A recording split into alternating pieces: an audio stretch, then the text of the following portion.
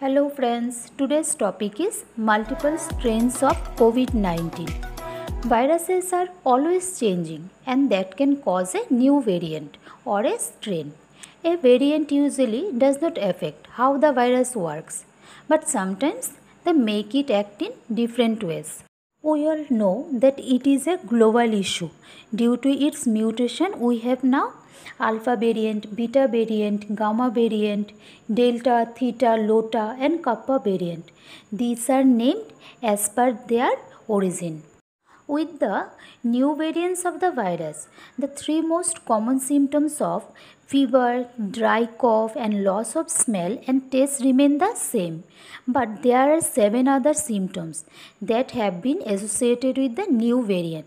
The symptoms include fatigue, loss of appetite, diarrhea, headache, muscle pain, and mental confusion. Now, about alpha variant. It is estimated to be 40 to 80% more transmissible than the wild type and was detected in November 2020 from a sample taken in September during the COVID-19 pandemic in UK. It began to spread and quickly by mid-December and is correlated with a significant increase in COVID infection. This increase is due to one or more mutation in the virus spike protein.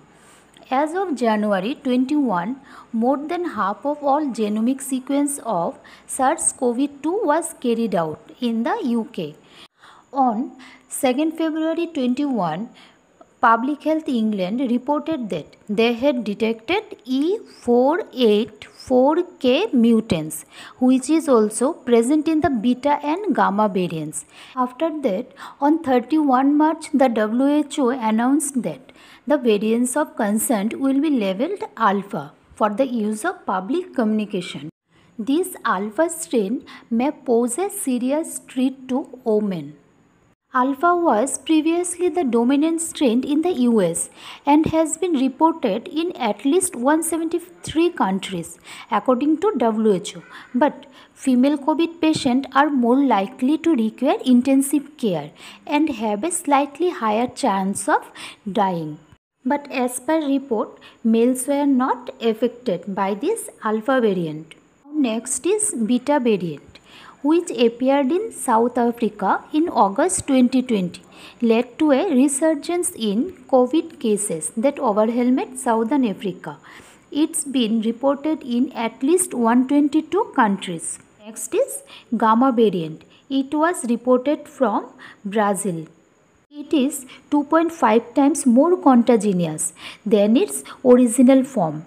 As per report, this variant has shown to be relatively resistant to neutralization by convalescent plasma and vaccinia sera after Moderna or Pfizer vaccination. However, the magnitude of the loss was modest. The study was conducted among nearly 70,000 healthcare workers in Monash, which was the epicenter for the emergence of the PI variants. And their study shows that the vaccine was 50% effective in preventive illness in 14 days after the administration of the first dose. As per report, it is noted that N501Y, K417N and E484K in the receptor binding domains of spike protein, which can enhance its affinity to the human ACE2 receptor. The E484K mutation might lead to escape from the immune response. Next is about Delta variant. This was first spreading variant stroked a dramatic wave of COVID cases in India that overwhelmed hospitals and cemeteriums. It is estimated to be 55% more transmissible than alpha and twice as infectious than original strain. This delta strain is more dangerous as per report. The study published in the Lancet Medical Journal found that people fully vaccinated with Pfizer BioNTech are likely to have more than 5 times lower level of neutralizing antibodies against it. What is Delta and what is Delta Plus? Delta was first detected in India. It is a variant of concern and a variant of interest. Whereas Delta Plus is a variant of Delta. It is also treated as a variant of concern. But the properties of the variant detected in India are still being investigated. These two variants is differentiated by the K417N mutation in spike protein which Delta Plus variants have. While Delta was first reported in India, Delta Plus reported by Public Health England on its June 11 bulletin. It is said that the new variant was present in 6 genome from India as of June 7.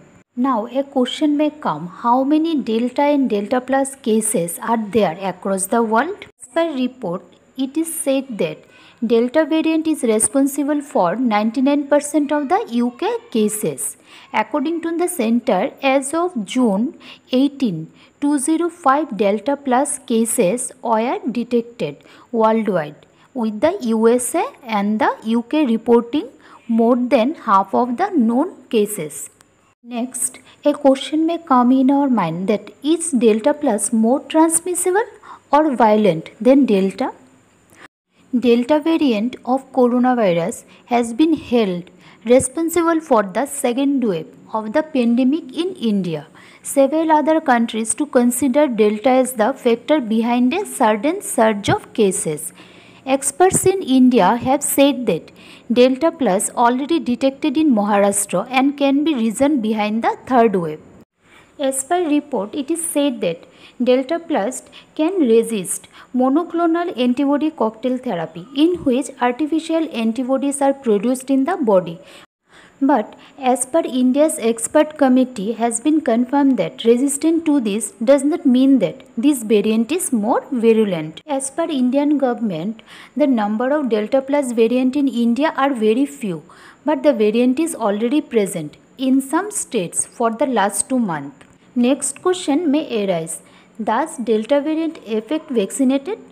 Early data from Israel suggested that even fully vaccinated people can become infected with this Delta variant, which is not entirely surprising since studies shows that vaccines are about 80% effective in shielding people. Then it may arise that is it dangerous? Possibly dangerous than the alpha variant and twice as likely to lead to hospitalization. So we have to take proper care and precautions as far as we can. So this is all about today's video about the variants of COVID-19. In India, Delta Plus is more dangerous because third wave is knocking at the door. So we have to stay healthy, happy and have to take proper precautions. Thank you for watching this video.